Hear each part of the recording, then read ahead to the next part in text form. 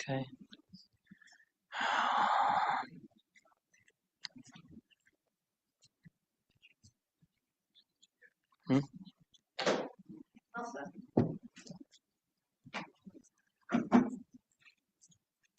Not good.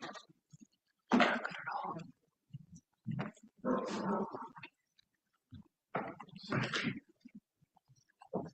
You good? Please rise for the Pledge of Allegiance. Councilmember Jasinski, if you can lead us. Pledge allegiance to the flag of the United States of America, to the republic for which it stands, one nation, under God, indivisible, with liberty and justice for all. All right, thank you. You may be seated. Before we move on to attendance and our agenda for this evening, I have the misfortune of informing everybody that Council Member and Deputy Supervisor Jerry Kaminsky passed away this afternoon. He'll be sorely missed. He spent 13 years serving the town of Cheektowaga, in addition to all the other various roles he played in the community. So with that, Madam Clerk, if you can take attendance, please. Councilmember Barbara Bukowski. Here.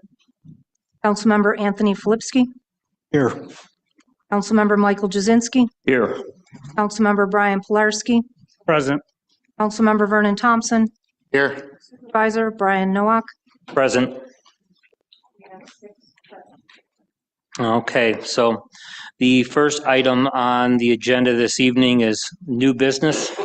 This is going back to an item we dealt with about a month ago, and that would be the situation with the Deputy Highway Superintendent. We took some time during our work session a little while back to talk about the situation that Rick is dealing with, that as the Highway Superintendent, he does not have an individual to assist him when it comes to signing authority for various documents, including payroll. If there's events where he needs to be out of town for a conference or a training or work pertaining to the job, or just even a day off where he's not feeling well, there's no backup plan in terms of somebody to step in as the highway superintendent at those times. And the workload that he has is such that he would benefit from somebody in a deputy role, be it in a part-time capacity or otherwise, to help him deal with all the work that he has to deal with. We do have the highway superintendent in attendance to help during these discussions if we want to ask him some questions or things we want to run by him, or if he would like an opportunity to speak about it. But I wanted to get this back on the agenda. So mainly for the sake of Councilmember Filipski, he wasn't here when we had that discussion, and to revisit some of the areas of agreement that I feel we found in the first time around here. I think we were all generally on the same page that the idea of creating a full-time position with a full-time salary, much like the previous position with the benefits and all that, is a direction we really didn't want to go in. And I'm not speaking for you, you weren't here. From what I heard in comments, there was a desire to work within the 2025 budget to fund the position if we were to do anything. And that there was a willingness from this board to consider whether it was giving an employee in the department the title of deputy and some of the signing authority and these other responsibilities under statute, under town law, or bringing somebody in and possibly on a part-time basis, something that would be, again, affordable within that 25 budget and wouldn't mean adding another full-time body to the payroll. That's the sense that I got from the board. So with that, I'll open it up to other board members to add to that or correct anything that I said there. Before we bring up Rick, I would like to give him an opportunity to talk again about some reasons he feels the position is necessary and how it will be beneficial to the highway department in the town. So any council members want to speak on this before we bring Rick up?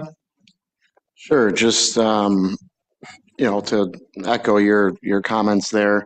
I know last discussions, when this was brought up, there was, an appetite to try and use the resources we have within the department to have someone fill in as needed.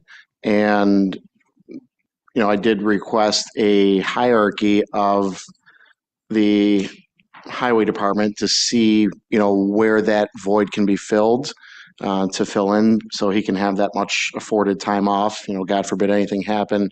You want to make sure that we're covered in that sense. So I still believe that could be a good avenue to explore. And I mean, they're most familiar with the department, and I feel that would afford him the ability to have people assist with their duties, whether it be a stipend or supplemental pay to get them up to speed when they're covering. So I still would, at this time, believe that would be a good option and route to proceed with. Any other council members on this item? Councilmember Jazinski. How many foremen do we have in the highway department? 7?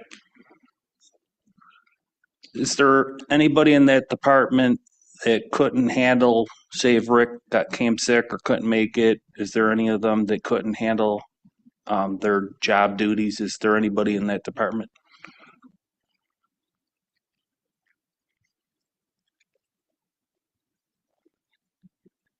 The hierarchy that we have, everybody has a part in the department, all the foremans. They handle X amount of people, certain jobs. One's on pipe, one's on ditches. We got the DEC stuff we got to handle. So there's specifics for everybody. To take one of the foremen away to do my job kind of defeats the purpose.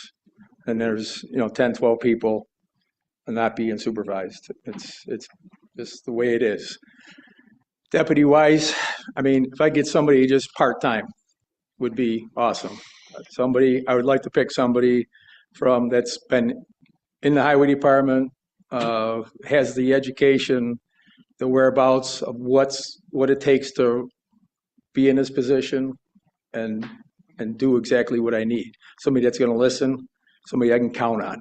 It's a small choice out there.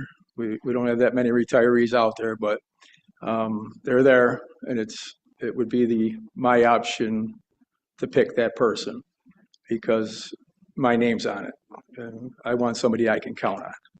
But I don't want to pull from the internals because we're set up in a hierarchy.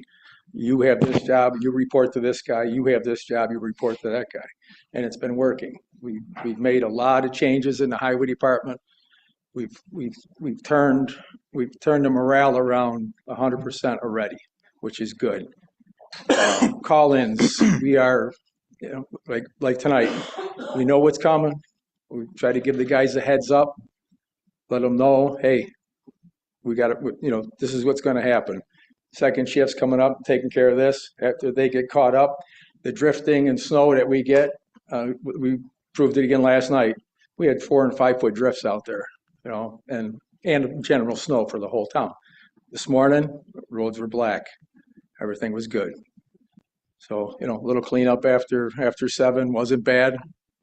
So things are working well. But I need to be at these functions to learn, to advocate for ourselves in Albany. I'm chasing money. I'd rather get state money to do a lot of this work instead of pulling it out of our funds. But I need to be able to have that opportunity to get out there. And it's there, and I want to do it. I want to do what's right for the town, and I just need some help. I was sick here through the holidays. I was out almost 11 days, and I'm trying to run it from the bed. It was tough, okay? I mean, these guys brought me the payroll home, stuffed it in the mailbox for me.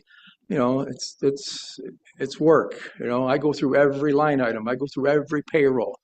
I know who's where, who went where, and what they did. And this is how I run it. And it's, I feel like I'm doing a good job, and I want to keep doing it. And this is what I do. I want to make things better. So there's you, then there's a general crew foreman. chief or Yep. foreman, Yeah, and then yeah. 6. Yes. Okay. So as I pull them off, the general is, he's got his hands full, lining up the board, knowing what's to be done. Truck goes down. Okay, we got to do this. Switch this guy around. It's a constant. We lost 2 trucks yesterday. Just it's one of the Sterlings again. Here we go again. They're falling apart. The U-bolts broke. Luckily, nobody got hurt. The driver handled it properly, got it off the side of the road. We had to go out there, chain the rear end back together. Rip the drive shaft right out of it. Had to get a loader, go out and bring it back in. It's just like, and a pump went on another one. This is a $1,500 item and 4 days of work to fix it. So it's aging. We know that. We know our equipment's getting rough. We got to start planning for this. As I explained it before, what it's going to cost the longer we wait. So we have to come up with some kind of a plan, start somewhere we can get just something going and get it moving. That's all we got to do. Let's get something moving. Question for you. So in the trainings that you've been doing and going to, have there been any resources that you've come across for, auction items to replace some of these for the immediate need? Because we know that it takes time. Yes, I have looked at, I'm keeping an eye out. But is there anything that's come up or? It has, and I've looked at it. They're getting rid of it because it's junk. I got lucky on the Depew stuff. Those were some nice trucks. I knew the supervisor there, highway supervisor, and he was right up honest. Hey, we got money. We were able to buy new trucks. We don't need these 2. They had brand new salters on them. We did well. So those are the reasons why. Other than that, I might have shied away from them, but it's got to be something that fits us to a T. We don't want to buy anything, questionable. But are there any resources there that I would imagine we're not the only municipality? We talk between municipalities. We can do deals direct back and forth when we do talk, but everybody's in the same boat right now. They're all, all worried about equipment. Some towns are more fortunate than others. They have a good budget, mine's 94% in the hole. I'm getting calls from taxpayers. How do you run your department? He goes, my tax was 83 cents for highway. He goes, how do you do this? I go, it's magic. I says, it's what I'm handed. Have just for my own, is there a mutual aid system between the highway departments, like the fire departments or the police departments? So, for example, South Cheektowaga, West Sonic, Orchard Park are getting hammered, but Amherst, Tonawanda aren't. In a pinch, would you be able to call and say, hey? Yes, we have done that. Okay. If I can add to that, we passed a resolution last year that allowed a shared services agreement. Yeah. For the sake of information of this board, it expires at the end of this month. So if we want to continue that is something we should take up at a resolution at our next board meeting. It's one of those things that there's going to be a temporary gap in that because after the 31st, Rick's not going to be able to engage in that agreement. It does have that expiration date. It allows intermunicipal between the other towns. Erie County Highway Association. Okay. Yes. It's, it's one of those things that we haven't had discussions on it quite yet, but if we want to continue that, we're going to have to get something on the agenda for the next meeting. Yeah. For example, East Aurora is doing a paving job. I sent them 2 trucks for a day. They knocked it out, got it done. I wanted to try crack sealing. It's something that'll preserve our roads, make them last longer. It's work. It's not an easy job. Not a lot of guys want to volunteer for this, but we're out there doing it. We got the machine. He says, hey, hang on to it for the winter. Starting the spring. He says, I won't need it till midsummer. Get as much done as you can. So I got 3 guys that are willing to really kick it in the butt and make it work. But when we don't get going, we're going to start losing these roads. It's either micro paves, the mill and fill. But once they get beyond that, we're into full depth road construction, which triples the price. We don't need that. Which leads me to a question off of that. So in the past, we've gone through a system of, Excel sheets with, different phases for roads. Can we, now being the perfect time in January, maybe you'd have that little window before, spring and paving season comes. Can we get some sort of grades instead of going through just a list of, okay, this was done 10 years ago, we're doing these roads again? Can we get to some sort of grading See, system so that we know That isn't the way we what look is- at it. I don't see where you're going, but we actually look at the roads and see the condition of them. And then once we look at an area, because like we said, what it costs to mobilize, if we're within a year or so of a road, we want to fix it. But first of all, we go in and camera everything before we even get into that, because we don't want to go in, pave a road, and then dig it up 6 months later. Oh, we got a collapsed pipe. No, we're going to do it right the first time. Right, so if we go through and say, okay, these 100 roads are, Yeah. rated at D out of. Yeah, we'll grade them at worst to the best road. Right, But- so if we have 100 roads if we have A, B, C, D, and 100 roads are D, meaning the worst roads, then you would take that list and say, okay, these 5 roads are slated for, underground sewer work to repair. So those can change, but at least you start to really focus on the ones Right. that are in need.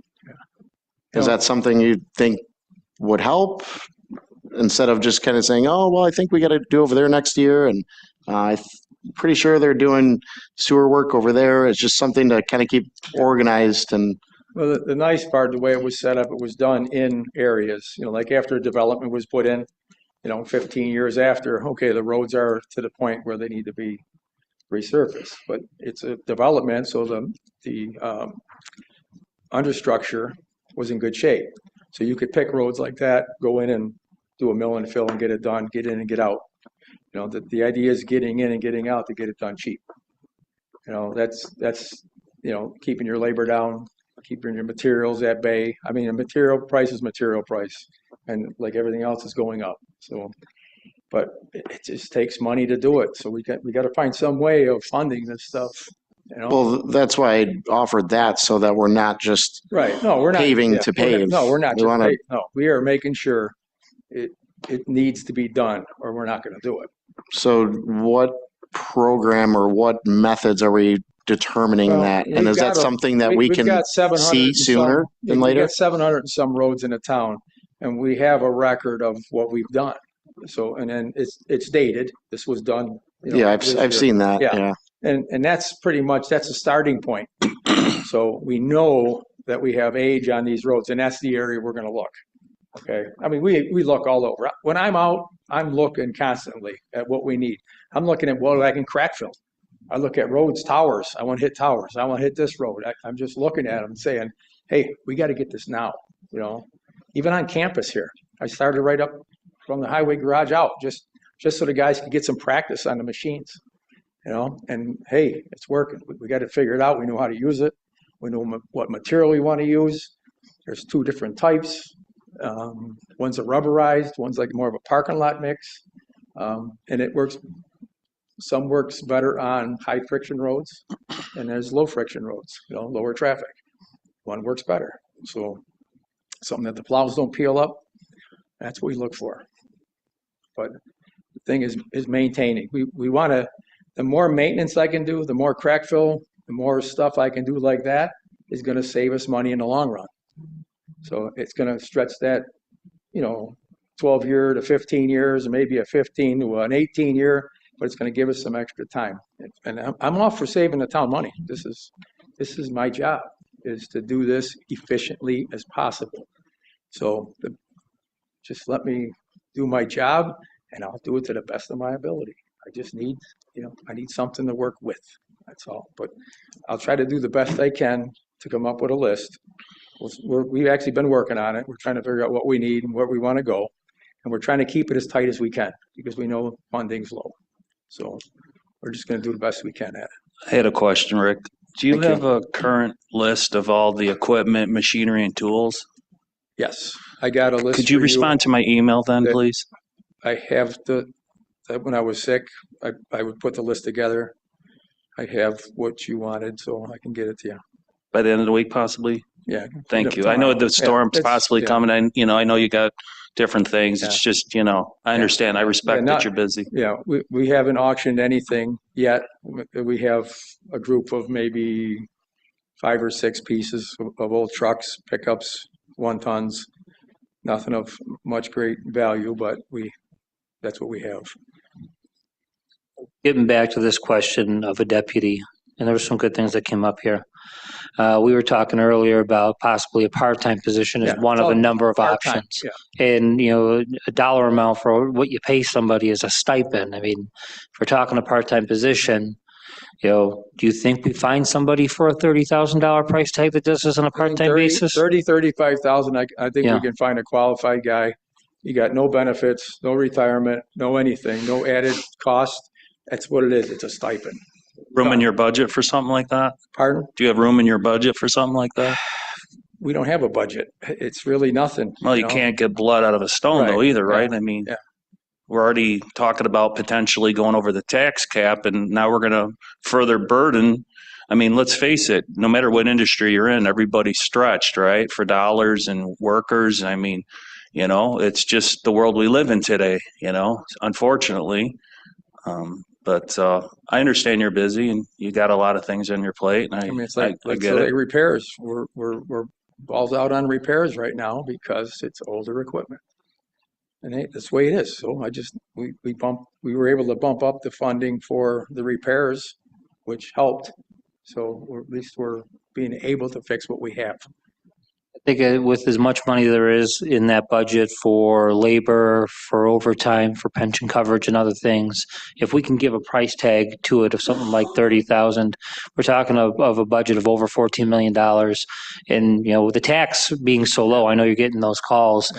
The vast majority of the money comes from sales tax, probably 75 cents on the dollar is the sales tax distribution that ends up as revenues in the highway budget. And much of the rest is the state aid, the pave, chips, the potholes funding. Now, there's 4 different budget lines that were used to do most of the paving last year.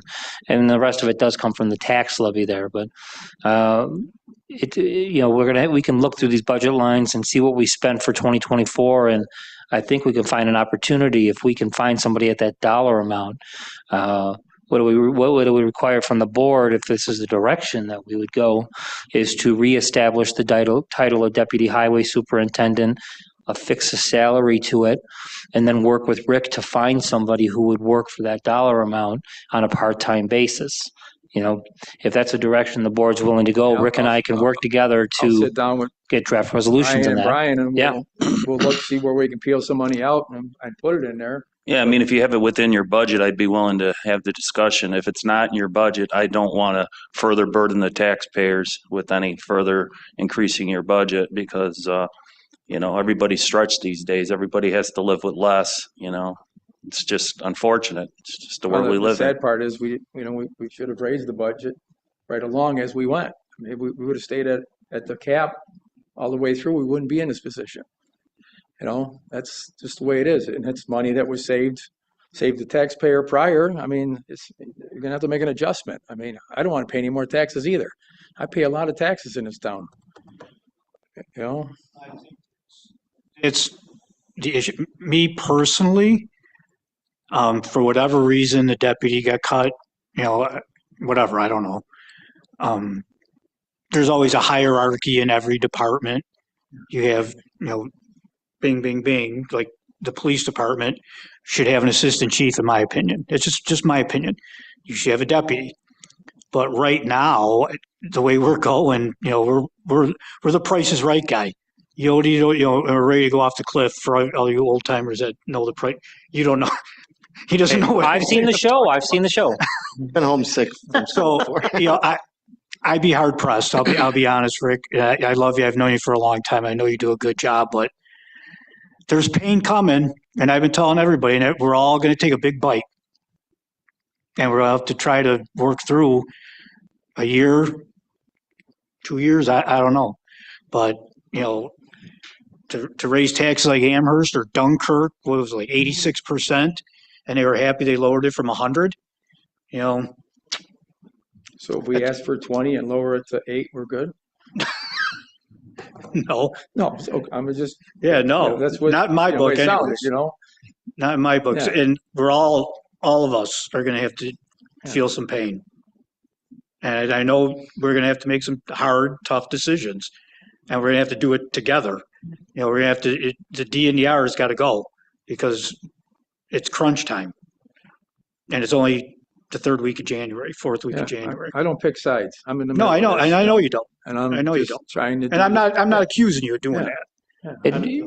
Yeah, so yeah, as far as this position goes, and we'll get over to you, Councilmember, we had, the vision I had for this, working with the TCSU in 2024 in negotiations with them, was to have, and we had it written in that agreement, was have a foreman there. I know you weren't a huge fan of it, to take on the duties of the highway superintendent at that time. And then part of that agreement would have been for them to take that on at no additional cost. The board wasn't able to get that approved for whatever reason. And now we're at a spot where, in order to get to this answer of how to give Rick somebody that, let's say it's even trainings he wants to do within his department, a deputy can offer those trainings out instead of those, instead of the foreman having to take that piece on. That can be part of what, Rick, you were talking about, your foreman doing their job. Yeah. There's a lot that can be done with a deputy on a part-time basis if you can find that person. And we were talking, the former deputy's position had a salary of over $90,000. It came with health care, it came with additional benefits. Arguably, it cost the town around $150,000 a year. For 20% of that dollar amount, we're talking about reestablishing the title and, asking Rick to go to work to find that person within the budget. And we reduced the secretary too. We took out $45,000 out of that deal. Yeah. So we saved close to $200,000 already out of that position. So I'm asking for $35,000 to recover 2 people. That's it. That's all we're looking for. If there's a way we can turn that, but it's like, I take one of the foremans, what we lose in time, and you don't see that money.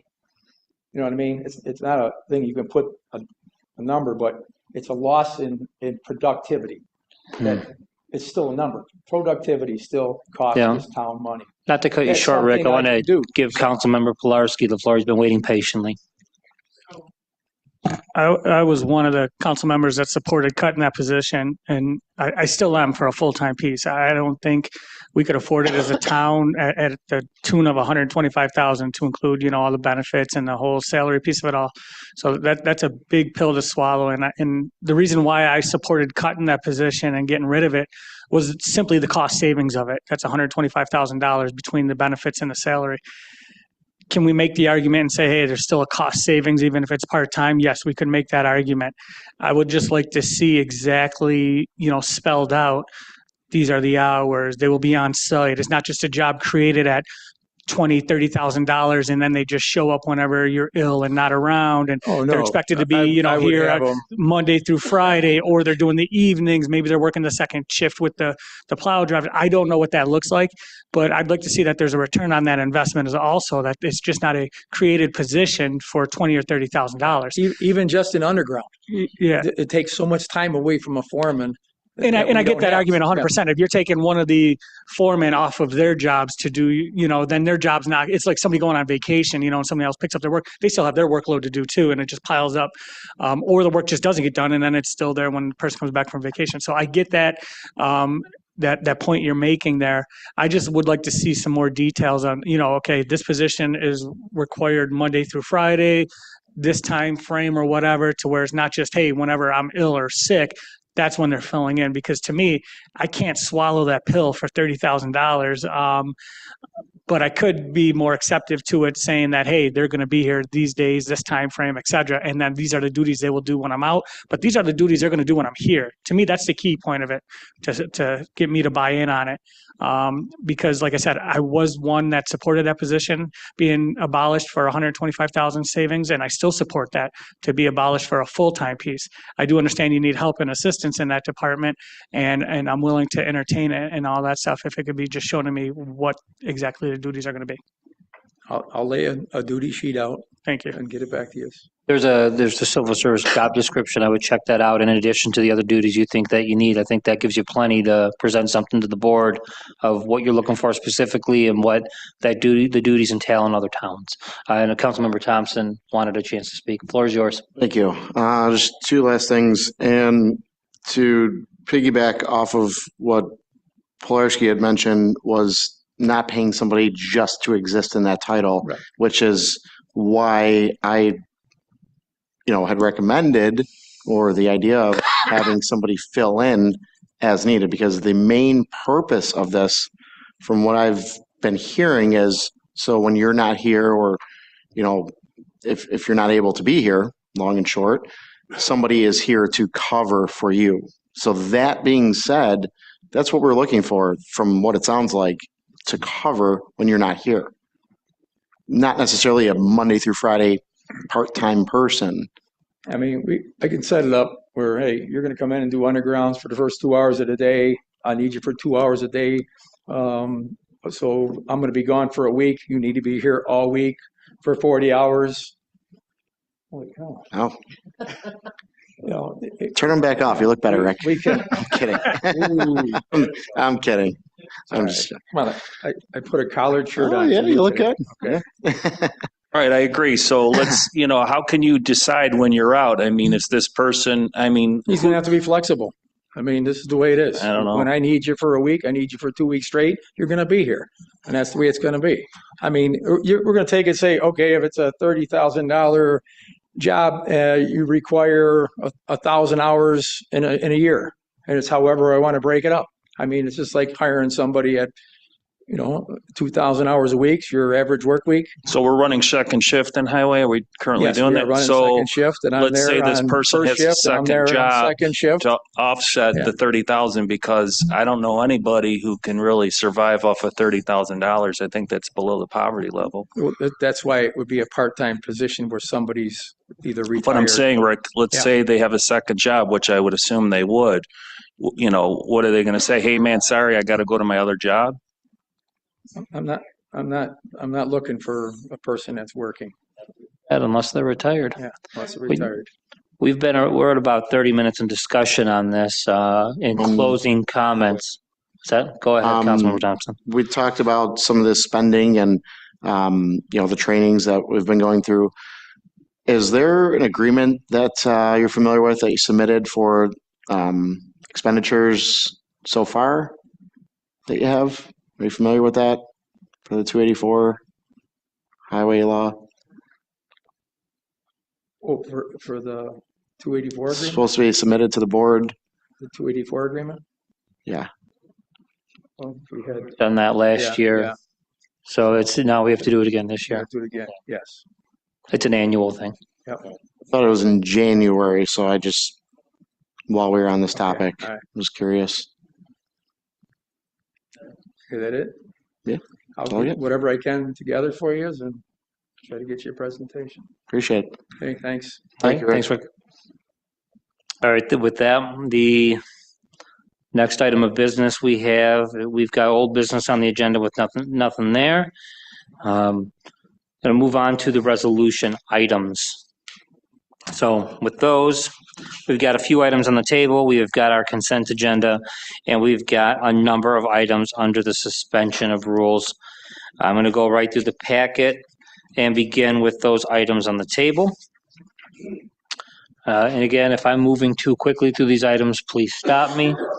And if we need to go back to something, we will do that. So let's get started with 2024-792. It's appointment of automotive mechanic crew chief Eric Hansen. Any questions, comments, concerns on that? All right. Moving on to the readoption and readopt for policies and procedures for procurement of goods and services. That's 2025-10. I see there's a proposal for an alternative to this in the regular agenda. Moving on to 3, readoptment of the investment policy. This was tabled at the last meeting. Councilmember Thompson. Thank you. I appreciate the reply. I did send a message to you and Brian Kraus. I didn't get a chance to see his reply on that. But maybe if he could, I don't know if he's prepared to speak on that at all. Sorry to put you on the Sure, yeah, spot, but that's not a problem. thank you. You had asked me about utilizing New York Class, and that is an option that we already use. In the investment policy, what I did tell you is that this, I guess the terminology in this investment policy actually has it as a dated term. It's on there as MBIA class, and it's now New York Class. Same. I mean, I guess it's gone through different iterations of financial institutions, but that's basically the same organization. And it will be our intention that we're going to utilize that as much as we can, because they currently have the best rate. So is that based on a percentage of our investments where we would do, maybe most of it or the majority of it into that pool? Well, the investments are the cash requirements at some of the banks are, there's minimums for certain accounts. And so as well as there's risk in having or banking at only one bank. If you have it at multiple places, you have different levels of FDIC insurance. It's safer to be distributed. So it just depends. I mean, ultimately, we'd like to maximize the largest values that we can with the highest interest rates. It's hard to say exactly how much money would be in each of those accounts, but we can make that the priority to have the most money there. Okay, and when would this be determined? So, we pass this resolution. Is that something where the percentages of the amounts we're investing is changing periodically, or just trying to get a Sure. big picture scope on that? Well, ultimately, I mean, right now it's tax collection time, so we'll get a large sum of monies, an influx shortly within the next month, and from there we can make determinations on. I mean, in the past we have used CDs, things along those lines. A lot of times CDs are challenging because you have to time things to mature at the right time when you have, you have consistent spending of payroll throughout the year, but then you have different times of larger expenses, capital items, debt service payments that time out differently. We also have other revenues coming in at times where we'll get sales tax quarterly, different other funds that come from the state generally, or the county. So, I mean, it's a balancing act of when the money's coming in and when it's going out. So, I mean, ultimately we will, we'll try to time things properly and have like I said, the most money invested in the best rates as we're going through the year. And just one last question on this. So, being a municipality and the larger sums of monies that are coming in, are there agencies or banks that are coming to us to try and, seek us as, a professional? And, how often do we seek out other banks and services for this purpose? I mean, certainly there's plenty of banks around that would like a piece of our business. At times it's it's a lot of administration and work similar to that if you're moving money between banks and things along those lines, it takes extra time. So, I mean, we do have, we have passed on the last meeting, 5 or 6 different financial institutions we use. You know, for the most part, our banks have been JP Morgan Chase and M&T Bank. We've had money in Key Bank. We have some money in Citizens Bank. So, I mean, like I said, some of it's related to making sure you have your money protected, FDIC insurance, and you know, I mean, so are there other people out there that would like a piece of our banking? I'm sure there are, but I haven't had any actively approaching us recently. Right, we have. Thank you.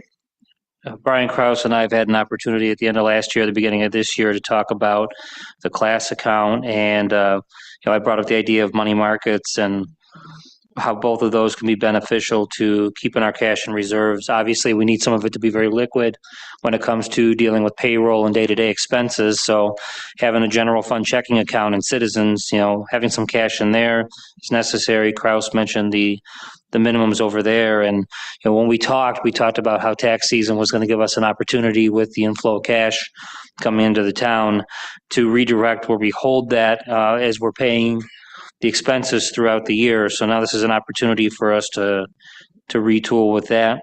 I mean, I'd like to approach the idea of CDs. I mean, if you look at least on the private residential consumer type accounts, you see the high yield savings accounts rates are going down a little bit. CD rates have declined because of the change in interest rates, but there's still some benefit there. But I appreciate the timing issues, especially if we can get, whether it's a 9-month CD that rolls over more than once a year, or if there's money we know that we can have locked up for 12 months to do that. But, going lower than that, I mean, it's a matter of checking out the rates that are on the market, but we might be able to do better with money market accounts. And of course, what we do on the municipal side and public sector side is a little bit different than our household budgets. But again, these are things worth looking at. I know in the 25 budget, we put money in there for Brian Kraus for part-time assistance in his department. If we can get that position filled, I believe it's still there. That gives us an opportunity to get some assistance for him to devote a little more time to the administration of these funds.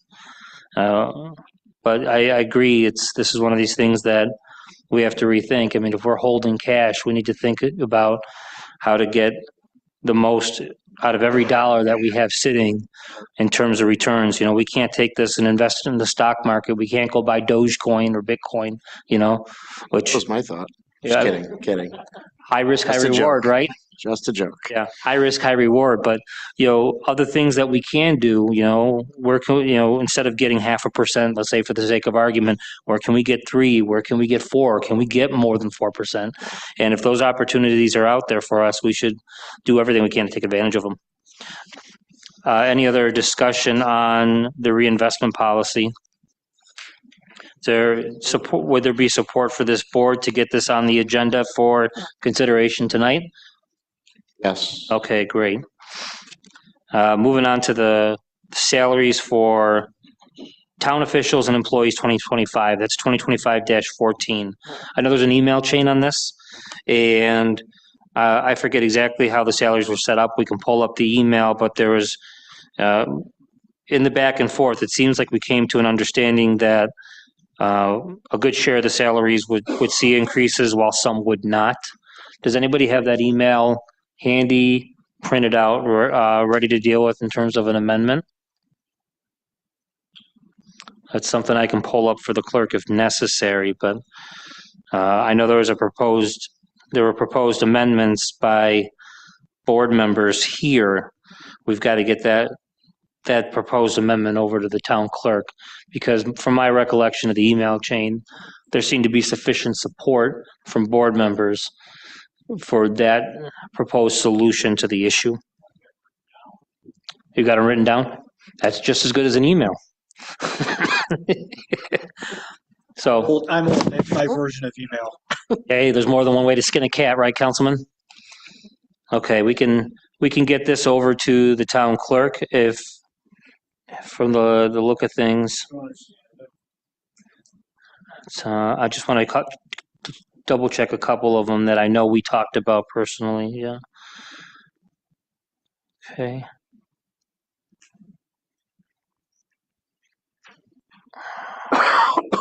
Excuse me.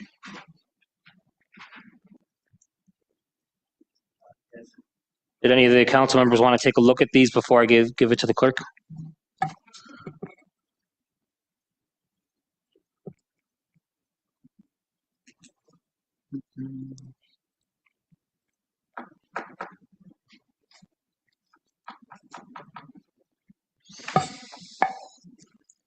I thought I had it here just to send to her, but Okay.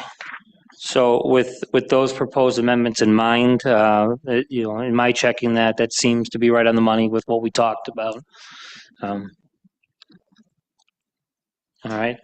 So if there's no objection, I'm going to give this to the clerk, and if we can once we get this resolution off the table, to make a motion to amend to these dollar amounts in a second, we can have a vote on the amendment and then vote on the item as amended.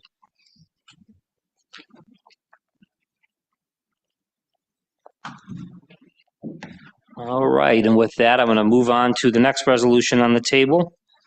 Is 2025-15, established salaries of part-time officials. Correct me if I'm wrong, but I believe there was an understanding we were going to leave these as established. Is that correct?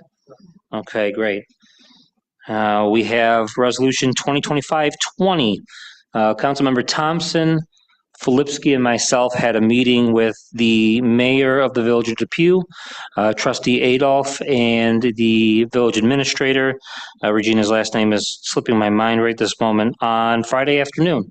Pretty productive conversation, and one of the action items that came out of them was an understanding that we would pass this resolution as it stands this evening, because this is how we have the village tax credit, excuse me, funded in the 2025 budget. I thought that was an enlightening conversation, and I learned a few things that in all my years I wasn't fully aware of how they worked on the Lancaster side of things. So I'm glad we had that discussion, because that changes the context under which we do this. So, well, I'll make a motion to pull that off the table as well. We have on the table is Resolution 2025-33, appointment of working crew chief in Central Garage, Joe McCarville. I know we have a resolution on the suspension to appoint him to a different title. Any discussion on this item? pull that later. Pull that. For the last resolution for the suspension of rules, got notice on the 21st for the interviews, and I could not make it on the 24th. It's 100% on me. And I've yet to speak to both candidates, and Joe. And I did tell Joe that I want to talk to them both. You know, I know Joe and his work. I've seen his work, but I haven't met with Hanson and all that. So I got to find out some more details if I'm able to reach out to somebody, to Hanson or whatnot, kind of do like a quick interview, talk to him in between meetings if we can swing it. But I may put a motion to table it, just an FYI, so nobody's caught off guard. Hate that. All right, and then considering we have this resolution coming up under suspension, we can, if it's all right with the board, we'll pull this one and deal with that resolution as it comes up. Next, we have reappointment of zoning board member Ralph Miranda. Any discussion on that item? All right, we're going now to the consent agenda, starting with resolution 2025-50. It's a transfer of funds. Any questions, comments, concerns? I'm going to move a little faster here. So again, please stop me if there's an item you want to discuss. Resolution 2 is the warrant. Resolution 3 is award a bid for furnishing equipment and operators for the removal of snow and ice from various vacant and unmaintained privately owned properties in the town. Resolution 4 is an award a bid for grass cutting for various vacant and unmaintained privately owned properties. This particular one? Okay. 2025-53. Okay, 2025-54 is an award of bid for furnishing equipment operators for the minor demolition, removal of pools, and/or closure of pools on vacant and unmaintained private properties. 6 is an award of bid for furnishing equipment operators for the non-emergency board up of various vacant and unmaintained private properties in town. 56, award a bid for the furnishing of equipment and operators for the removal of trees from various vacant and unmaintained privately owned properties. 57, or Resolution 8, it's an award of bid for equipment and operators, the emergency board up, shoring, or winterization of various properties in the town. 9 is another award of bid. This is for emergency control demolition of fire damage and or structurally deficient properties on privately owned property. Or deficient structures, rather. 10 is a notice to bidders for light and site purchase for Cheektowaga Police Department. 11 is a notice to bidders for the controlled demolition with asbestos in place of 44 Virginia Road. 12, authorize supervisor to execute agreement letter to retain outside counsel for labor law and employment law related matters. Yep, Councilmember Flipsky. Should specifically say replace Hudson Ross with it's Barkley. Yeah, we can get that terminology to the clerk and defer with the town attorney to make sure we have it accurate. We can make that adjustment at the regular meeting. I took some time to look into this one today, and because it came through the law department, my name's on as a sponsor, so that's just par for the course. Anything law related because of the committee system. Is there a council member that would like to replace me as the mover on this item? Someone like to replace me as a second. I will. Okay, so I've got Thompson and Flipsky in that order. Is that all right, guys? On that, could I cut in for 1 second? Sure. I just want to make the board aware, I'm meeting on Thursday with the representatives of the new firm. And I've already brought up with Councilmember Thompson that I had issues both with the language in the engagement letter and the language in the resolution with respect to the scope. There is nothing wrong with leaving it the way it is tonight, if you're so inclined, and we can discuss this as much as you like, because it will be my intention to ask for a second resolution to better define the scope. And again, this had to do with what I believe was a more narrowly tailored letter of engagement than what was intended. So that is already being addressed, just for your information. And not to be disrespectful, but there's a number of places that you guys maybe want to look into as we're going through these that have Councilmember Kaminsky's name on it as a mover or second. And so just as you're going through, perhaps you want to identify who's going to replace him on those. Thank you. Yeah, I appreciate that. I know we still have a couple of those outstanding. I had an opportunity. It wasn't attached to the agenda, the engagement letter and those details. I had a chance to look at that today. So it's, with the attorney, with the attorney saying that there's some changes related to the scope. The comments I had to share with that, I'm going to hold off until those discussions are had, because if you notice some issue that you want to work with, I'm going to defer to you to deal with that. So just one last question on that. For the attorney, would you recommend just leaving it as is then? And then once we do have that updated scope to what we need? Yes. Another one? Yeah, I don't see any reason why you can't pass that tonight. And then after my meeting on Thursday, once I've expanded into what I believe, following discussions with Councilmember Thompson, and what I believe the direction of the board is, I would ask for a second scope letter of engagement. And then we can do, because I believe that scope will be expanding. Because there were some things that were intended but not written, not considered in the writing itself, but in discussions, it was intended to be included. So I think I would just add those as an expansion to this, but this does not hold you up. Okay, thank you. And I just had one question relating to this. Reading through the engagement letter, it said the primary attorney that we're going to be dealing with is James Domagalski. Is that correct? Yes. Okay, and in the engagement letter, it also says that we can have that Jim Domagalski or the firm can designate others to act as that primary attorney at times. Is that also correct? Yes, for the purposes of if we're in need of, an engagement letter or something that could be considered trivial to where we're not being charged his rate, if it's something that, say, one of his underlings, yeah, could do. Similar to what we have here where, we've had instances where they would send, their paralegal or, to fill in with information that could be handled by them. Lower rate attorney. Yeah, and that language is in there. Obviously, you have conflict of interest situations where the primary might have to withdraw themselves in a certain situation because of XYZ issues, and that is spoken to as well in there. All right, then. Any other questions, comments on this? All right, going on to 13, adopt amendment policies and procedures for procurement of goods and services. I'll give the movers an opportunity to speak first on this if they'd like to. I've got a few questions. One thing we Yeah. have to do is add a department head, which is the Director of Emergency Services. Okay. That was missed on this one.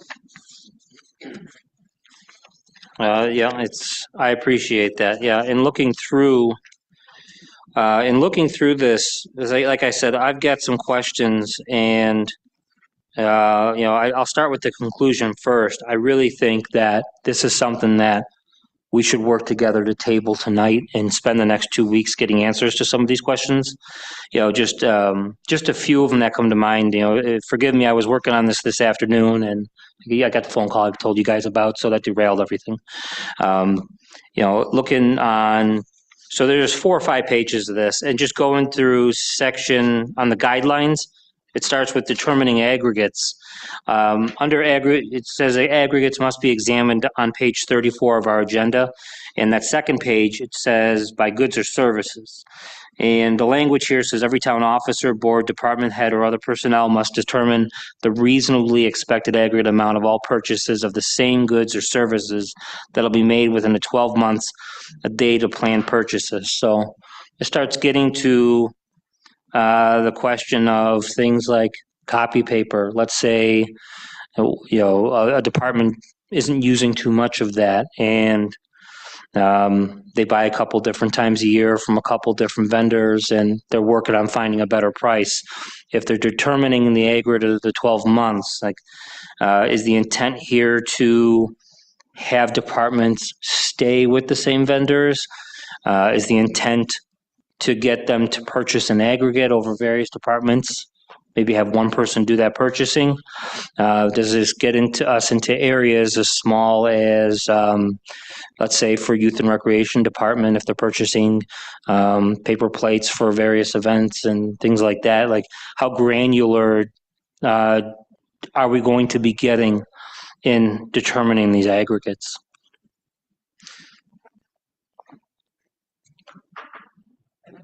I'll go through the other ones, and if you got answers for them, it'd be helpful. If not, it's right under that. It talks about every town officer, board, department head, or other personnel with requisite purchasing authority shall determine cumulative amount of items or supplies needed or equipment needed in the fiscal year, and so it's items shall include DeCavis, department heads. Here it is, and past history to determine the likely value of the commodity to be acquired. On that one, it's by likely value. Are we looking for, again, this 12-month aggregate of likely value, or are we looking at just in a single purchase what that could be? So that was something I was seeking a little bit of clarity on. And I know that department heads, we recognize the need to add the emergency manager. Going over to the next page of the agreement, we go through quotes and proposals, and there's a section with both there and in the public works contract where items ranging from $2,000 to $39.99 under the quotes and proposals. And items 1,500 to 4999 under the Public Works contract, there's language that says approval from both town board committee chairs and written email quotes from 2 vendors is necessary. Now, we don't have that currently, and I can recognize that this is well intended, but when you get into the Parks Department, the Police Department, and some of these other areas, it could require, it can require more effort from our town board members to be available and sign off on those things. So do we want our department heads coming to the council members to bring those documents? Do we want somebody from the department? If we're seeking these signatures on things like this, that's something that we should work out some more of the details on. And going through other parts of this policy, as I understand it, closer to the end, that there's a requirement for signatures with, I believe it's basically with any invoice or any expense related item that the committee chairs would have to deal with those. Please correct me if I'm wrong on that, but If I could just insert that most of this language is per the New York State Purchasing Office Supplies contract. okay. Councilman, considering you're the mover on this, maybe you can answer the question of where this language came from and how it became a resolution. Explain to you, sir, it came from New York State. There is a boilerplate of this online for New York State. I'm good with this, how this reads. I mean, I understand you're good with how it reads, but it mentions town board resolutions, town board committee chairs. It seems relatively specific to Cheektowaga. I'm just trying to understand how this got drafted and ended up, because getting answers to these questions, it would be helpful to talk to the person that wrote it. Who wrote this?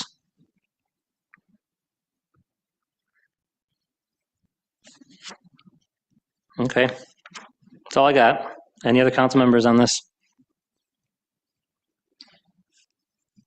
I did not put this together, but I think looking through this, it's going to have more safeguards as far as spending goes. And if it is the intent to try and curb some of that spending and we have to be more involved, whether it be, signing off or replying to an email saying, I'm okay with this, I think it creates a good sense of, creating that history to say, okay, where did this come from? And you can actually track it back to, okay, I have this email here from, Nowak and Thompson saying you could buy this. And we can't say a year later, well, you didn't know about that.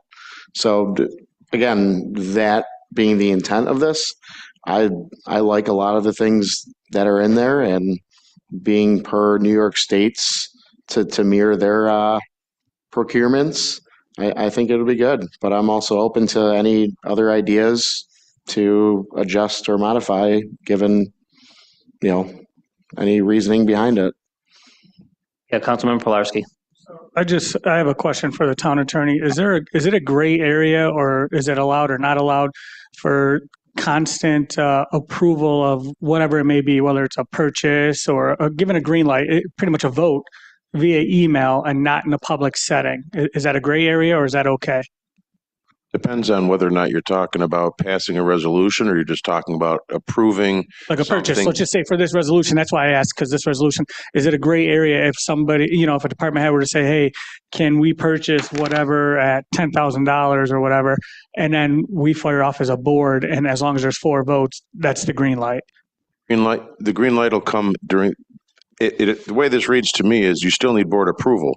The procurement issue is, the pricing issue is a little bit different, but anything over, was it $2,000?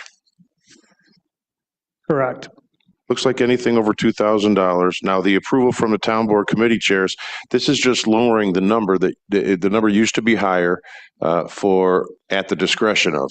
This is what appears to me to be a check and balance to say, all right, it used to be at the discretion of, now it's with the approval of. But this doesn't appear to be a board vote to me. This appears to be cover your trail, right? Obviously, larger expenditures must be approved by the board by a majority vote, and that hasn't changed. So Sorry, are you all set? I don't No, know. and I get what you're saying, and I agree. Yes, I mean, all good for that. I'm just saying, does it become a gray area if there is like a larger purchase that does need the full board approval, and it's done via email of saying, hey, I'm okay with that. That's not considered public board action. Okay, that's what I was checking. That's exactly what I wanted to clear up and just wanted No. to check. Thank you. It is possible in emergency situations that will suffice. And then you can retroactively make that approval at the board level But emergencies. in an emergency. Yeah, if it's not, it could jam us up. In an emergencies. Thank you. Which amounts are you referencing to? Oh, no amounts at all. I'm just wondering, before we go down that rabbit hole there, just to clarify it and make sure we're all on the same page for it, all that, we're not going to fire off emails at the $25,000 mark of a purchase of something, unless it's an emergency piece. So just make sure we're all educated on it. Right. Going back to this for a moment here, like the alternative procurement policy pretty much sets two levels. Under a certain dollar amount, it is at the discretion of our department heads. And over that dollar amount, it requires the entire town board. One of the concerns I have is we introduce this third layer where the town board committee chairs have to give approval to the department head for spending at a certain level. The idea that you want to look at spending between $1,500 and $5,000 isn't a problem. The idea up here is that, we're a board where 4 votes rules the day with majority rule, that we're kind of giving 2 board members minority power to pretty much shut down variety of spending in this new third area that's being created.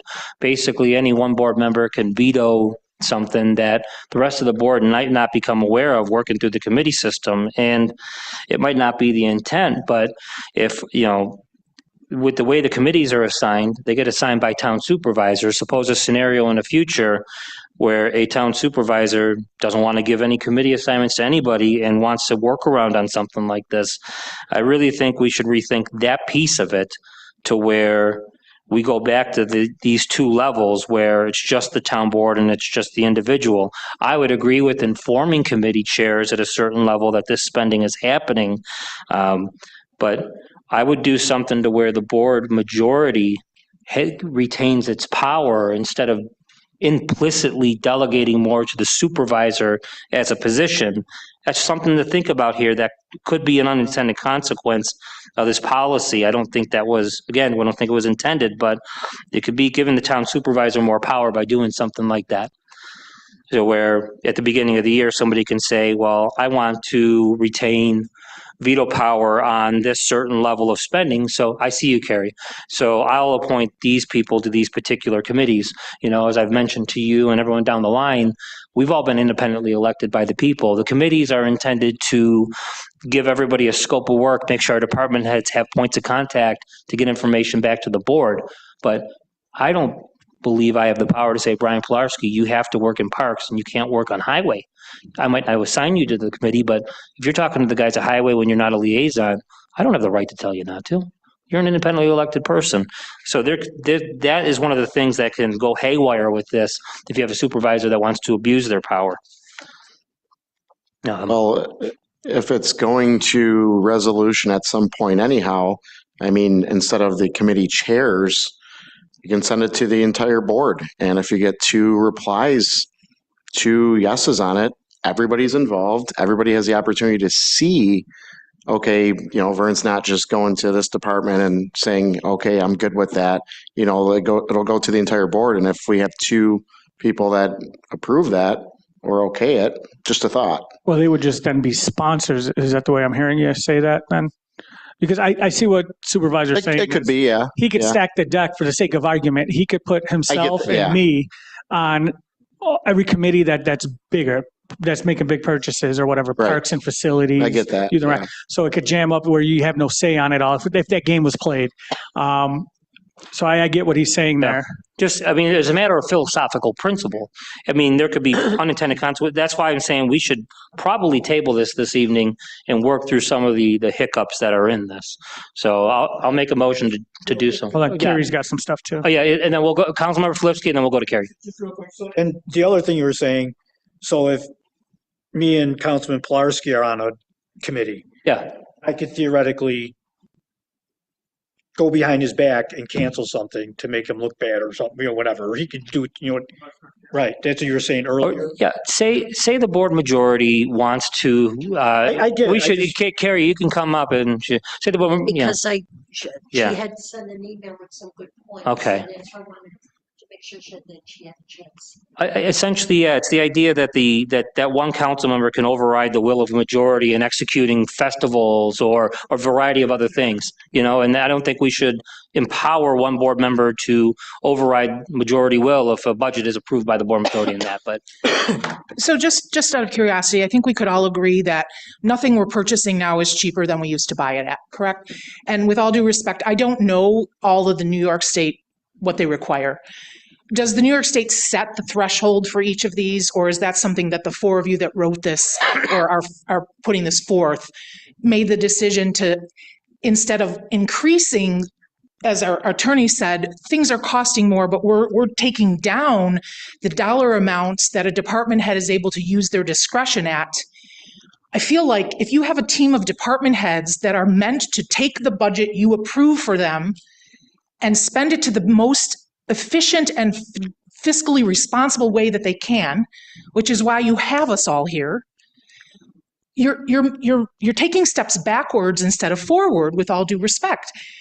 If I need to spend, something cost me $4,000 this year instead of $1,000 that it used to, now I'm needing to come to my department chairs, who may or may not be available when I need, my committee chairs, I'm sorry, may or may not be available when I need to do it. How much more stopping are we going to do of conducting town business? As a department head on a day-to-day, with all due respect, none of you know what we all do every day on a daily basis. And sometimes it's a decision that needs to be made. I need to do it, and it's going to cost me this much money.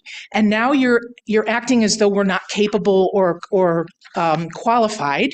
So I'm feeling a little uncomfortable from my role as a department head, but also just giving another layer of things that, I mean, is the problem here that you don't feel we're fiscally responsible?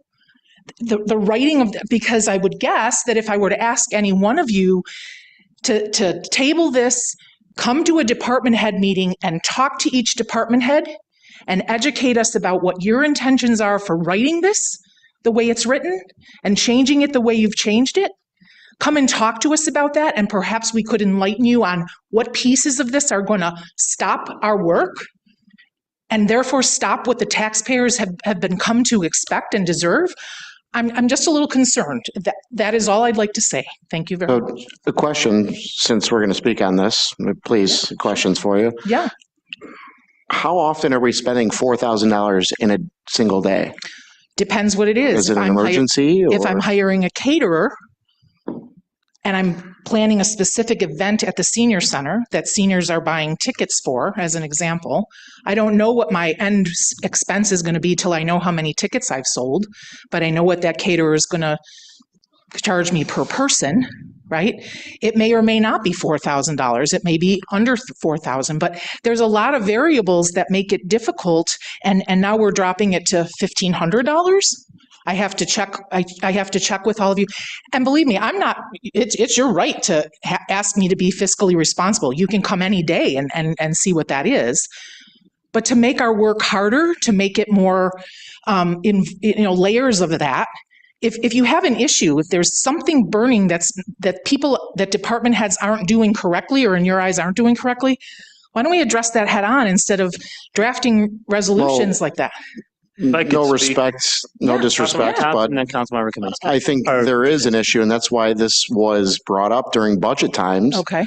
last year, and it is a concern. So if we can take an extra step to protect, the taxpayers, to say, okay, Vern, you can spend $50,000 and, no questions asked. Okay, you're not going to question it. You're not going to bat an eye. But if you say, okay, your limit is $2,000 and you have to get approval, or at least let somebody know, the town board, where we're responsible for the bottom line finances, I think that's important. So have you compared the thresholds you set forth in this resolution to what other municipalities do? what they trust their department heads to spend versus what needed Well, there's, additional approval? I mean, you'd be looking at Amherst or Buffalo, who are in terrible shape themselves. So I wouldn't want to compare to, you know, if you're looking at comparables, towns similar So size, it's- that's not a good comparison, Okay. you know? Fair enough. If I could ask you a Yes. question, how long have you been at your position? I've been in a department head, it'll be 17 years. Well, I think we all in good faith trust what you do. I don't think that's even the question. I think what it is that most, if not all, of this language is per New York State. So as Councilmember Flipsky had mentioned, we're about to go over the edge. I mean, we can't keep on adding and adding and adding. So your department very well may need money. We're talking about giving a highway superintendent $30,000 where maybe your department needs a little piece of that money. But I would have asked for that in my budget if I had. Correct. So what I'm getting at is that I think that, not all departments aren't being fiscally accountable. I think that that's a fair argument. That's why we put in the inventory for the comptroller, because at the end of the day, can anybody up here say that we watch every dollar that goes in and out of this building? I think that would be a no. So I don't think it's necessarily you as your job. I feel that you're completely 100% capable, and I'm sure everybody on this board feels the same way. So, but at the same time, we're just trying to get fiscally accountable as a whole, as a town. That means everybody, every department, we have to do something. Something has to change, because if something doesn't change, we only expect more of the same. So, we don't want anybody to suffer. We don't want any departments to suffer. But I think basically, in my opinion, we could take the same bucket of money and shift it and put it where it needs to be. But I think that, in all fairness, that, we've been talking about getting a comptroller, which I think is a very much needed position. So we can see where the money is being wasted. No one's insinuating that you're wasting money by any means. We want you to feel supported. And I'm not even speaking on just my own behalf at this point. Sure. Are the state regs the thresholds you set, the numbers, the dollar amount, so that did the state drop their rules to that 1,500, or was that decided on you as writing this resolution? I can The tell you dollar most, amounts. if not all, of this language is per New York State. So we so- didn't coin different language, but I can tell you right now that, unfortunately, we're all in this. We can't go. You keep on adding money and money and money, because it's going to affect the people that you care for, the seniors, who are probably one of the most vulnerable groups of people in our town. Those are the people that come to me, as well as I'm sure as you. They can't afford their medicine. They can't afford their taxes. I know a bunch of seniors that are having trouble paying their taxes. I'm not here to argue that point. My point is, I guess my end of my conversation, and certainly I'm available to answer questions moving forward with this individually if you wish. I guess maybe it would have been helpful for department heads to know that this was coming, and that we could have sat down with each of you and tried to explain certain things that go on in each of our departments, that this would have an impact, a direct impact. I appreciate that, but honestly, Carrie, I don't think it comes as a surprise. I think the people of Cheektowaga are waiting for somewhere to this, because we're talking about potentially going over the tax cap. And if we did a survey, I can probably bet 75% or greater of the people in the town do not want us to go over the tax cap. So us as fiduciaries of the town and the fiscal watchdogs of the town, we have to, look at this as a whole, not just one department. We have to look at the big picture and decide, what is in the best interest of our bosses, the taxpayers, and try to figure this out. So, I mean, by no means, there's not one department that's being singled out.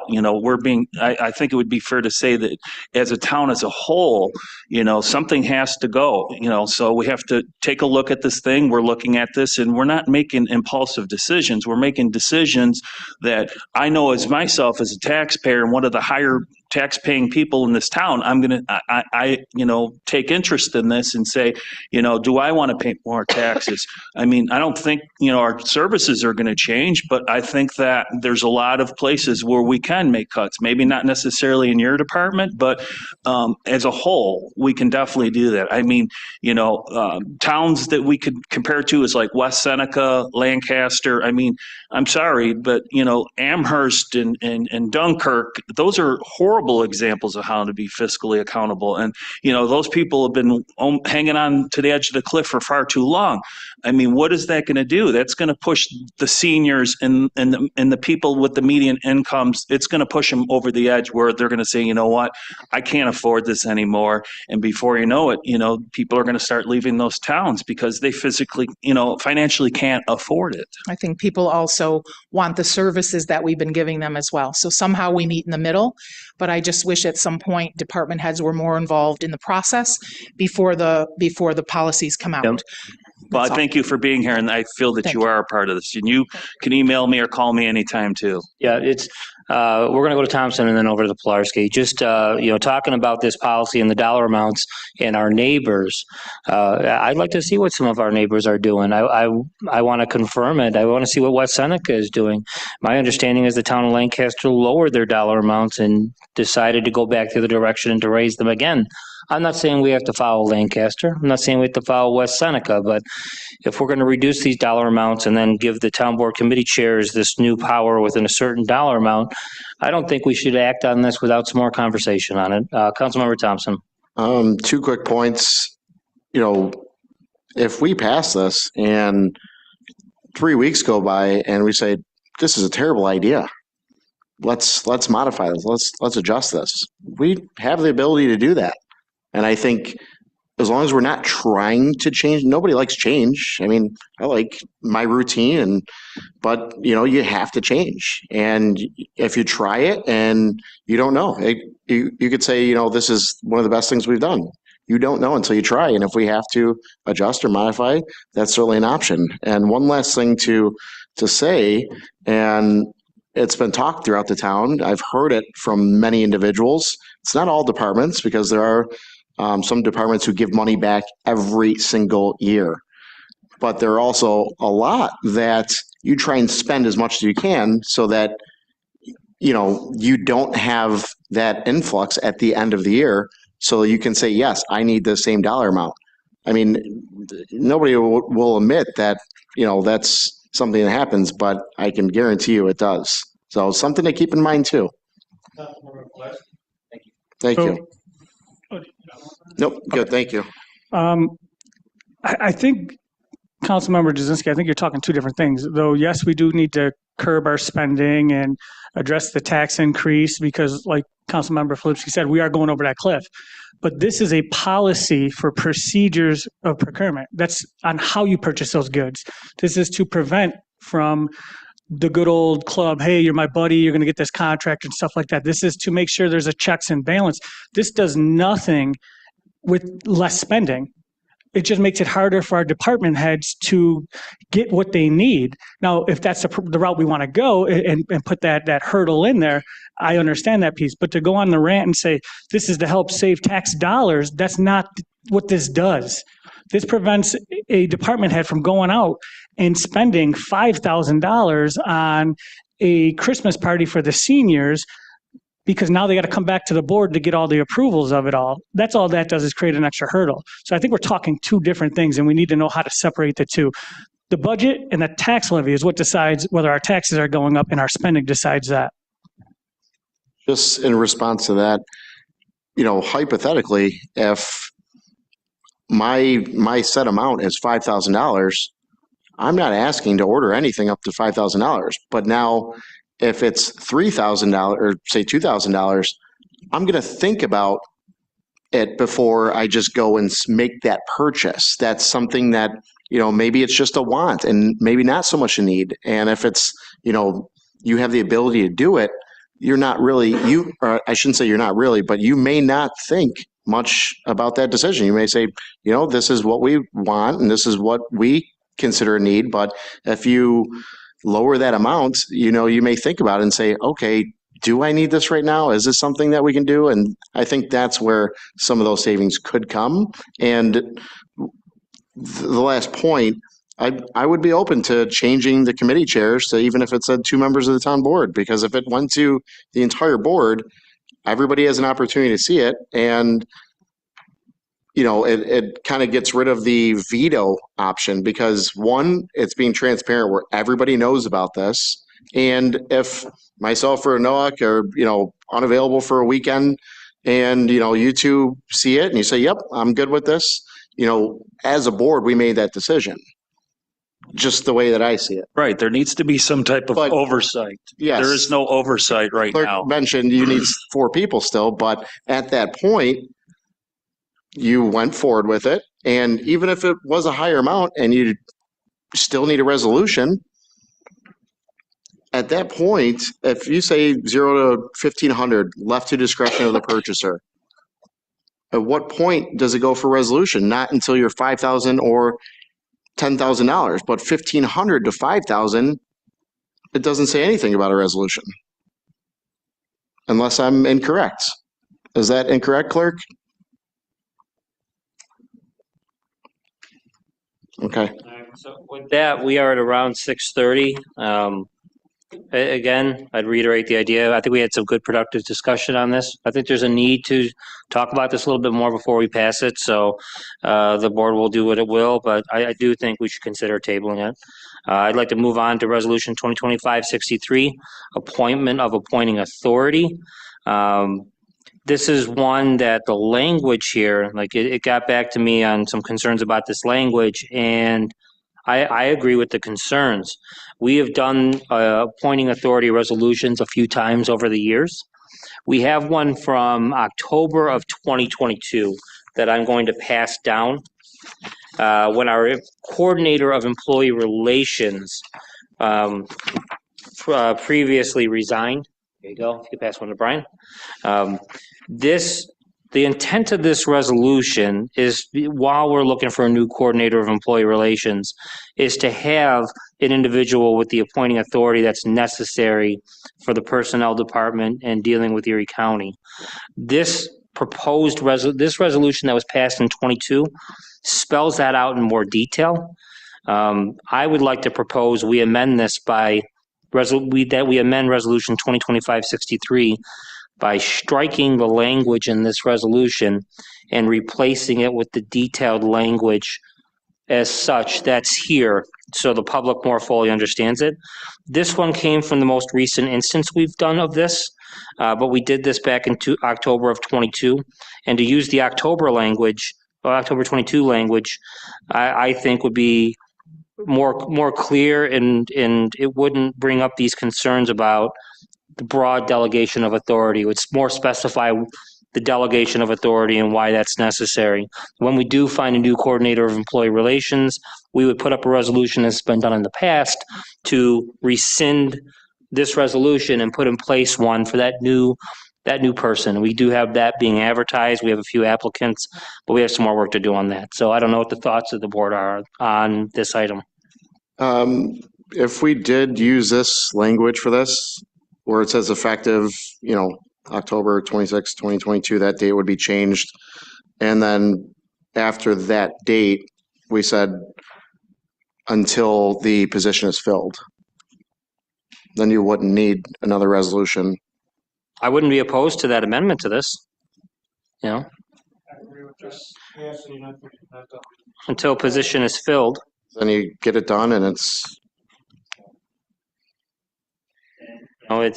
And maybe for the sake of clarity, we can do a resolution in the future, but let's add that for today, but I think that's the way to deal with this. And, we can use this in the future as language to more clearly explain what the intent of this is, because it's understandable that, giving it the power you give to it, town supervisors have some powers board members don't. And, I'm one that likes the idea of the legislative branch of government, in this case, the town board, like our Congress, having the most power, right?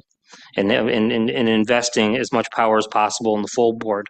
So this kind of avoids misunderstanding. All right. We get to another one of the fun ones. Resolution 2025-64, change in schedule for town, I'm sorry. Was there any other comments from board members on this item? Excited, are you? You know what? I'm trying to find anything here. Everybody good on this one here? Okay, thanks, everyone. 2025-64, change in schedule for town board meetings and town board work sessions. So I'll leave it open up to any of the movers if they want to speak first on it. Sure. So at the last meeting, this was discussed that we had something put together to modify the work sessions and town board meetings. And the goal was to become more efficient and not necessarily be here till 10, 11 at night with, of course, employees and things like that, or keeping the public here that long. So the goal of this scope was to, in the work session, hold that on the second Tuesday of every month, starting at 6 o'clock. And that would be the entirety of that meeting. You would go through your normal order of business, any presentations. And at this meeting, it would give each council member the opportunity to discuss any ideas that, you know, they wanted to implement or something that was important to them, because we've all agreed that there's not enough time for all of us to discuss things that should be. So that was the main driver behind designing it this way. And going into the regular meeting, that would be held once a month on the fourth Tuesday of the month. And at that Tuesday, you would go through all the resolution items. You still would have your normal order of business. However, at the end of it, one thing I really want to change, and hopefully there's support for this.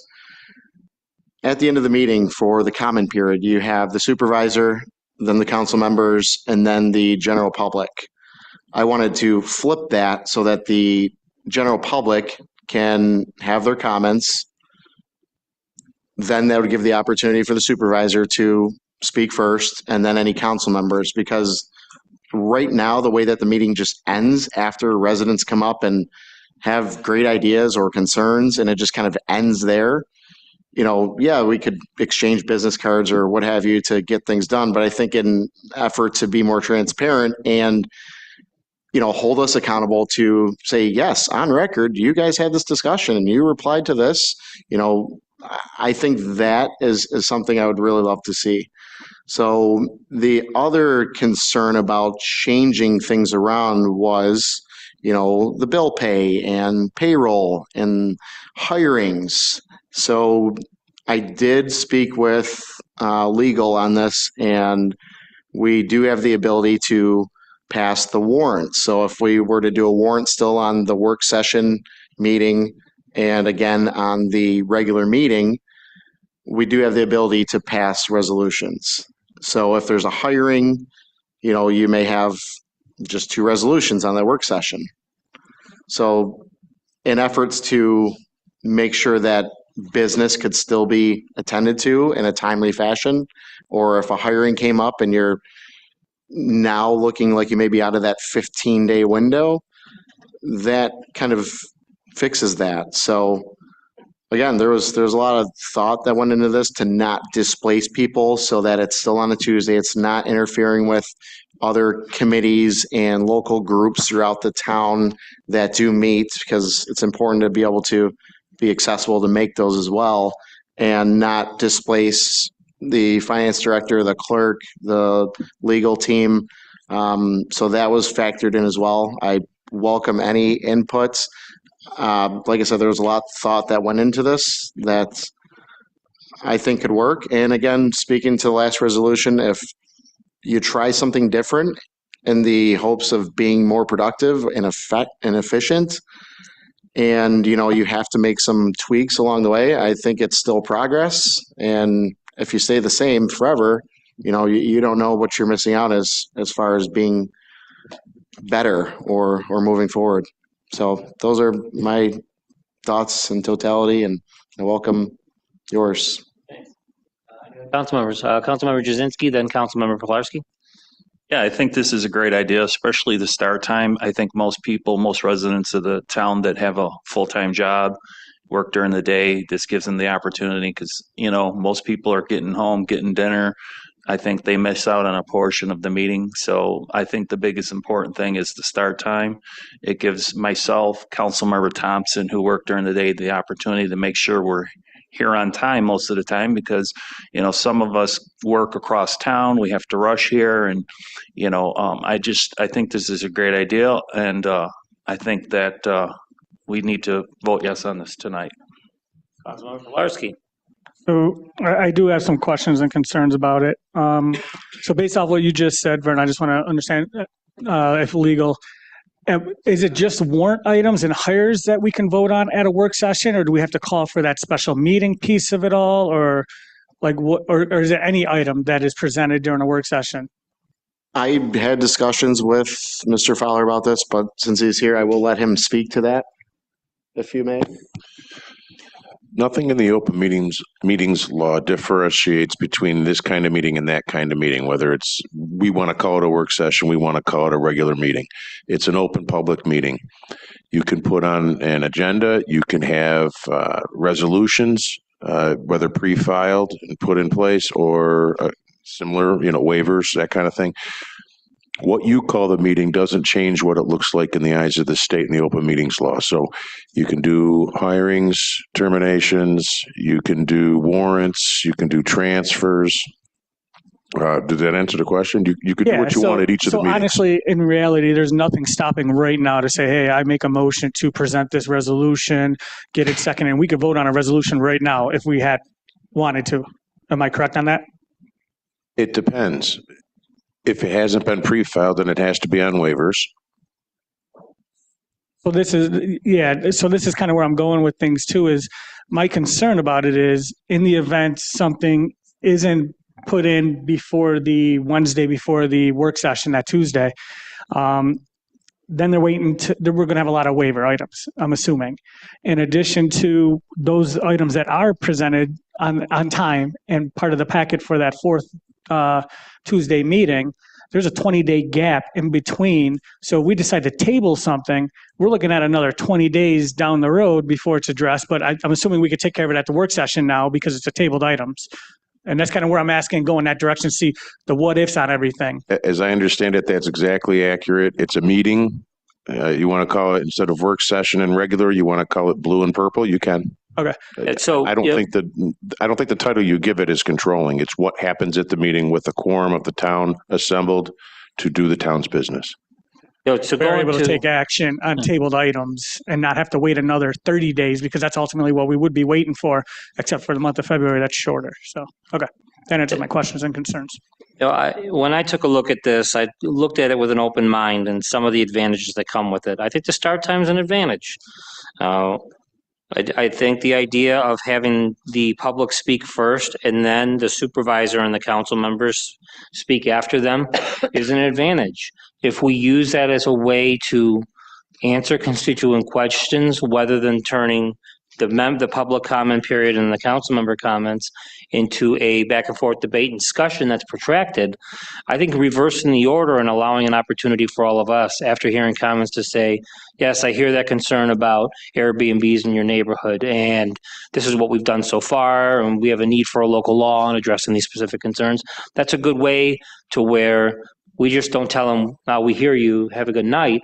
They feel heard because they get validated and they hear the actual feedback. They hear concrete things that we're doing. We're already doing a little bit of that after our comments and as they come up to deal with, some of the more significant issues that get brought up and even some of those things that might be deemed smaller. But whenever we have answers, we answer those. The idea of getting in resolutions at the work session for this meeting 3 weeks in advance, that's going to create a lot of problems. I mean, you take a look at just this agenda. We have 15 waiver items tonight, and that's no one person's fault. We just have 15 waiver items. That's a lot. When you get to the question of paying the bills, it's good to hear that there's a solution to that we can have a warrant twice a month and pay our bills, because one of the concerns I had with this change was the late fees, rather, that if we did this, it's going to cost us more money to pay our bills because vendors aren't going to get paid on time. That can create an issue for us. Going in terms of hiring, if you go back 10, 15 years, we might have 30 or so hires in the whole year. We have something between 20 to 24 just in the first month of the year. There's been a lot of movement of individuals, people leaving, people going back to positions. And hiring can be a real issue if we're not passing resolutions at the work session and the regular meeting, And you get into development projects. This approach, if we are allowing 1 day a month for people to come present rather than 2, it makes it harder for community members to come before the board to present to us. It provides less time for the developers to come in and explain projects to us, less time for Dan Young to come in and explain projects that we have. That can slow down the work of the planning board, the zoning board, EAC, those kind of things. And it could take a month or 2 longer to work through some of these projects. I'm all about being transparent, but I don't want to have a system that takes a year or longer to get, let's say, to get something through when we don't need that time, and it's just because of this. So I think that's something we need to consider as well. And going back to Councilmember Thompson's comment here about trying something out, I have deep reservations about doing that with the procurement policy. I really think we need to table that, but I'm willing to give this a shot because there's enough, let's say, safeguards or workarounds that if something's not working, we could adapt in real time and change our meeting dates. And on top of that, we're still holding the meeting every second and fourth Tuesday. Honestly, it's a novel idea. There is a piece of me that feels like the solution to our issue of not having enough time is to work less because we're having 1 regular meeting a month and we're having 1 work session. I mean, if anything, I think we should be finding more time besides the second and fourth Tuesday to get this board together to deal with the myriad issues that we have. But I'm willing to try this out. So this is a question for Tom. How would the process look if, for sake of argument, we table an item on that board meeting night and then we come for a work session? Like, do we have to give prior notice, or can we just say, hey, I'd like to make a motion to pull item 4 off the table, and go that route? Like, because it's already in the system, then it's already been presented. Once it's been put on the table, it stays on the table till it comes off, right? So an agenda for a work session should probably still include all of your tabled items. The public is then made aware that those items are up for consideration for discussion, of course. They don't have to come off the table at that point, but if you have the support to take it off the table because you want to address it that night because you've come to some resolution as a board, there's nothing says you can't do that. Thank you. That's exactly kind of what I was going is, what do we have to have part of that work session agenda rather than just saying, hey, we got a presentation from the highway superintendent, of which could be 5 minutes, it could be 50 minutes, and if we're able to still conduct work and address items, I'd like to see that going as well, instead of that getting backlogged on that, next board meeting or whatnot. So, And again, even moving this to 6 p.m., I mean, our work sessions can either be really quick or not enough time. So giving us a full work session of potentially 3 hours just to, attack everything that we have on our agenda, and then to come in and just have our regular meeting, and that could go potentially, for the same time, as opposed to sometimes we get here at 5 and we're here until 10 o'clock at night and we didn't get anything accomplished. So I don't necessarily think this is a bad idea. I'd like to see part of the work session also, though, just a section where we could spitball. And not that's just sticking to, hey, that's not on the work session agenda, because that would defeat the whole purpose of having this full work session to Right. call it, versus partial. Because when we could just spitball ideas then and not get it shot down by saying, hey, well, it's not part of the agenda. Right. Just kind of have that section there. I'd be happy with this. I would like to amend it, though, because it's no big amendment. It just says work session, second Tuesday of every month, 6 p.m. in there twice. So just remove one of them, whether it's the fourth line or the first line. It's in there twice. And when I was watching, so I wasn't at last board meeting, and I thought it was pretty risky, which there's not going to be any issues, but to have no future board meetings set outside of today, because in reality, 2 people table this. We don't have any meetings set unless a special meeting's called up to 10 days, and then we set board meetings. So it's kind of risky on this, but I don't see any issues with it. And to your point, another advantage I hope and think is having that longer work session. If you have a resolution for it and I don't agree with it, let's come to some terms. Let's we have time to figure out where you're not as constricted to say, okay, this is not going anywhere, or, you know, I don't support this, but, you know, what am I going to do? Do I just keep tabling it and let it go? So it kind of gives us that opportunity to have those discussions. And I agree with you. I do like the gap between it. I'm not saying it's perfect, but I like the gap between it because I may leave the work session with more questions that I have to go to that department head. And tell me if you agree or disagree, but there should be no excuse for any board member to come up to this seat not being prepared for that board meeting then, seeing you have 20 days or more to work on these agenda items and find the answers you need. There really should be very limited tabling then because you have more than 20 days. So it's something for us to think about as we're giving this a shot. I've got a lot of reservations with it, but let's try it out. That if we're seeing that we're getting late fees on bills and we have our department head saying this is hampering our ability to hire people. And if we're hearing that people that want to present before the board aren't getting the opportunity to do so, it's like being there once a month. I don't think we should rule out the idea of special meetings in addition to these. And I know that takes some work. And Councilman Pilarski and I talked about this today about getting everybody's schedules together and how tough that is to do something. But, you know, we all signed up for a job and we got to do our best. I understand if we can't get every member of the board there, but if it's all of us minus one for a special meeting to work through some issues, that's better than not trying it at all. You know, we don't want to make the perfect the enemy of the good. I just don't want to see the solution to meetings that feel tight and constricted to be working less. And I don't think that's the intent here. As I said, it can be construed that way. Let's see what happens with this. So that's all I've got to say on it. And just quick in your response to, you know, late fees, I don't know if we need to amend this to put this in here, but we can have our warrant still passed twice a month. I would agree with that. Make that part of the work session always. It's going to be, you know, warrant items and hire/transfers because some departments can't wait 30 days for a hire. We can add. I'd make those just standard right in there, in my opinion. Transfer of funds in the warrant. All right, where it's, you know, talk about, yes. Make a comment. Okay. So if we're going to add warrant and we're going to add resolutions and we're going to add tabled items to what we call a work session, then why are we calling it a work session? If there's no designation with New York State, open meetings law just says that if all of you are together in a meeting, then it's a meeting. It doesn't matter what you call it. So why are we just not having 2 board meetings a month? If you're going to add tabled items and resolutions and things to it, then why are we calling it a work session? Why are we just not having 2 full meetings a month?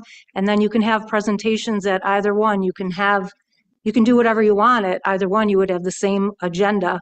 If you're gonna work on resolutions and pass them anyway, then you might as well have 2 full meetings. Right. To that point, I think that a problem that takes up a lot of time is we get these people who are showing us different projects and it takes, you know, several hours when they should be allotted the same amount of time as the public. So if we were to amend anything on this, I would like to see that any presenter gets limited to their time too, to up to 5 minutes. You know, respectfully, I don't see how we can explain a significant, take the solar project we had at the last meeting.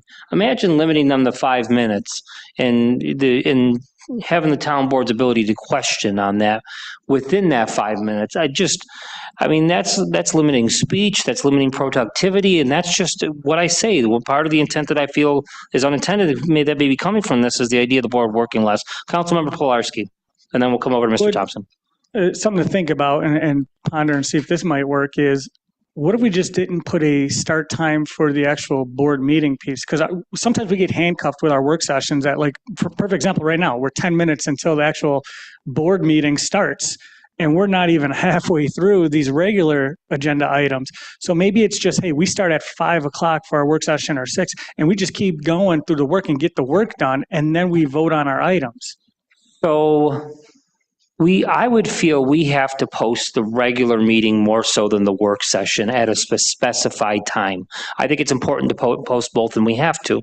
What they do in some of the villages, Village of Springville is an example of this, is they hold their regular meeting And then after that, they do their work session. That's a way to deal with this. Yeah, but they got what, maybe 10 resolutions? But again, they deal with the business of the resolutions and paying the warrant at every meeting, and paying their bills and doing that. And then you have that free flow time at the end for work session related work after the fact. But how are we going to discuss an item we just voted on? Like this resolution right here. If we were to vote on this first, how am I supposed to discuss it afterwards during the work session to iron this out if there's some wrinkles? We would have to do that at the regular meeting in real time in order to allow for discussion on resolutions. And I mean, that would be one of the drawbacks of that approach, but Technically, with that theory, we're having a board meeting right now, and we can just kind of go through each item and just approve them or not approve them as we go. Eliminate the consent agenda altogether. Councilmember Thompson, I'm sorry. Thank you. Yeah. The goal was this, and I do like Kim's idea and Brian's even getting rid of the time, but the main goal of this was to have a dedicated work session to where we can, cross ideas together and what's important and what's coming up and what we can do to potentially improve, anything for that matter. So, yeah. So- And I think having that is the main focus to keep that dedicated. So what about if we did business as usual, second and fourth, the way we're doing it now, and that third Tuesday is just a plain work session where we come in, spitball and do that? Is that for both meetings then? Well, or- we keep everything the way it is, work session and meeting the way we have it currently right now. Work session at 5, meeting at 7, that's the second and fourth where we're doing the work.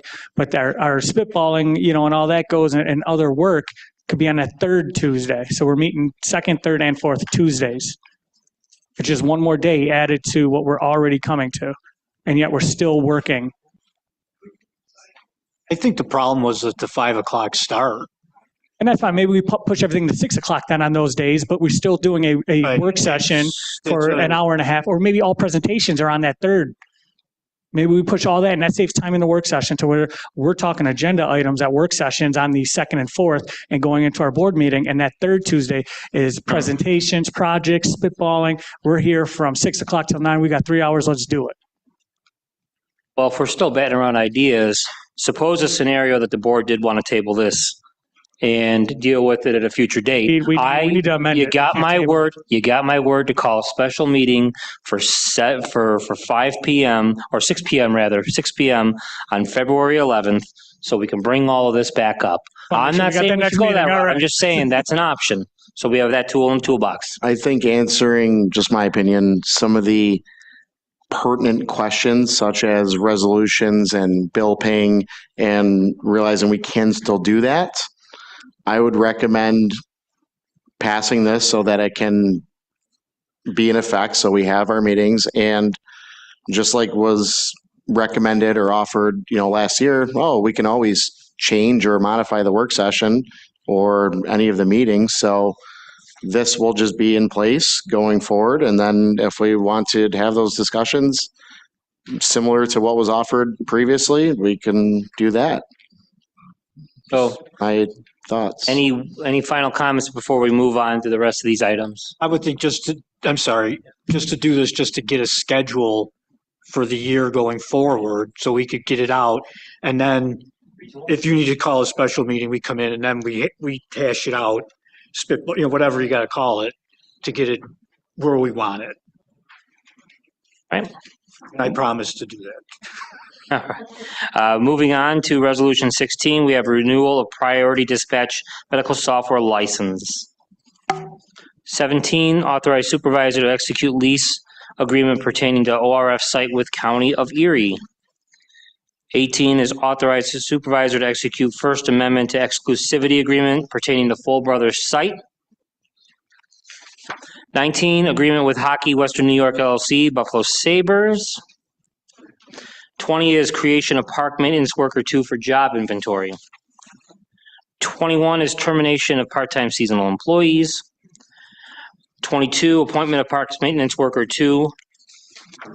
23, appointment of parks maintenance worker 1.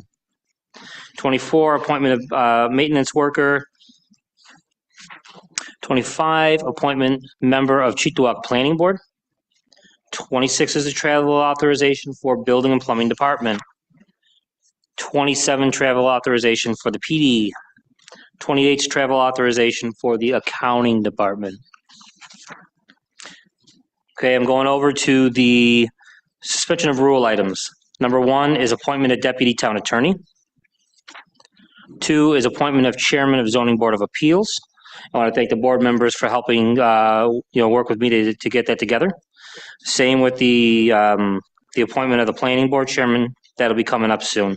Appointment of Zoning Board of Appeals member.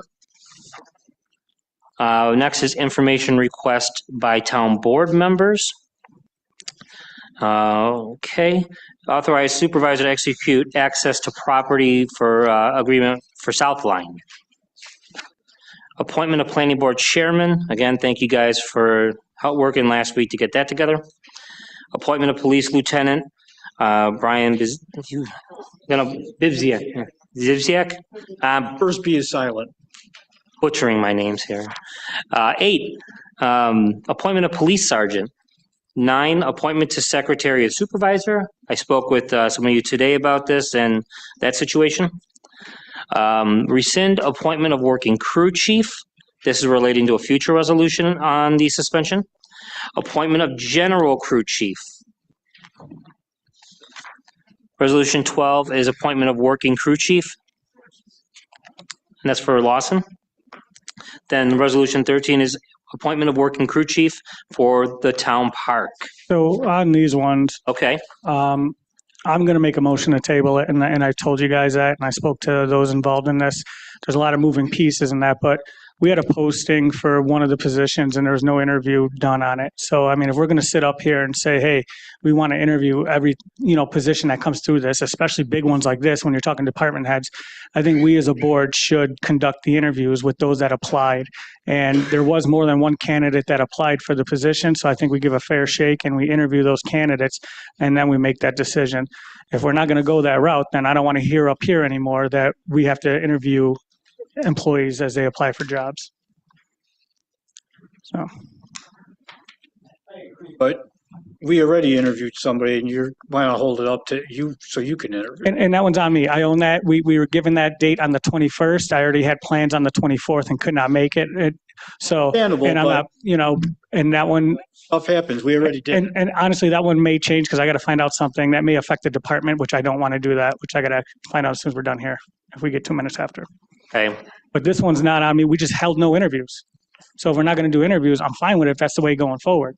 So what is it you want to do? Do we go through it and no more interviews, or do we interview? Well, for how long now? It's been pick and choose for how many years? Okay, so you're saying the problem was that pick and choose, but yet you continue it. So if it's a changed board with the same issues and still addressing it the same way, how is anything changing? I'm trying to support what you guys are saying. Am I not? I mean, you speak out of this side and then say something different out of that side. So are we interviewing or not? I just don't want these candidates to come up here with their families and week after week, we hang them out when the issue lies here, not with them.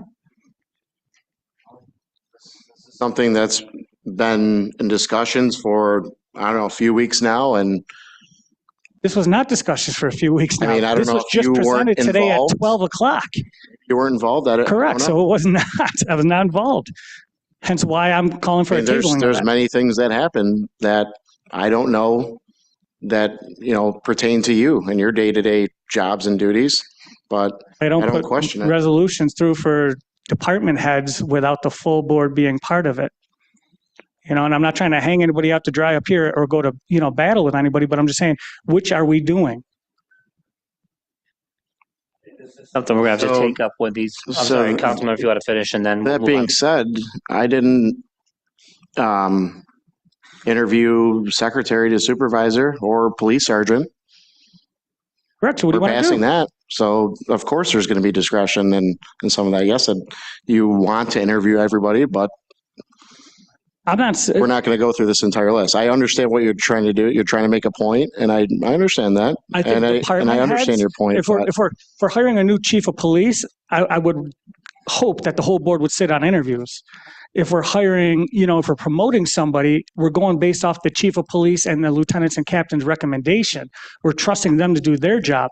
I'm not saying I could even, accept the working crew chief pieces and saying, hey, look, we're not going to do, it's a higher position, one of the supervisory piece, but I'm thinking, we're talking department heads. I think that's a big position that we all should be part of, especially when more than one person applied for it. Give a fair shake. With that, I'm going to move through the other two items and we're going to close out the work session. Appointment of sewer maintenance worker, Resolution 14. And Resolution 15, appointment of automotive mechanic crew chief. This goes back to, discussions about interviews and all that. We did hold interviews on this last week. Where are you at on this? I know that you mentioned just a moment ago with these other items. I mean, I could say for myself that this is something I think we should meditate on a little bit more, and I'd really. And I don't disagree with you, and I own it for not being at that interview. Unfortunately, there was not enough time given to me to be there, and that's on me for not being there. Yeah. But I am concerned because it was just brought to light that the current supervisor there is going on a vacation, so then they would have no leadership. So that's what concerns me on it all. So there's a majority here. I'm willing to address that and go with it all. I don't want to jam up the department, but if we could address this on the February 11th meeting without making any issues, if that vacation's scheduled after, I'm going to find out in about 2 minutes as soon as we could. Okay. I respect Councilmember Pilarski that you were unable to make the interview, but I do recall the time when we were interviewing for the town attorney and I was out of town and I was unable to make that meeting too. So sometimes things just don't happen the way we intend. So I appreciate what you're saying, not being at the meeting or the interview. With that, I'm going to make a motion to end our work session. Do I have a second? Second from Councilmember Thompson. All in favor? Work session is closed. Short recess.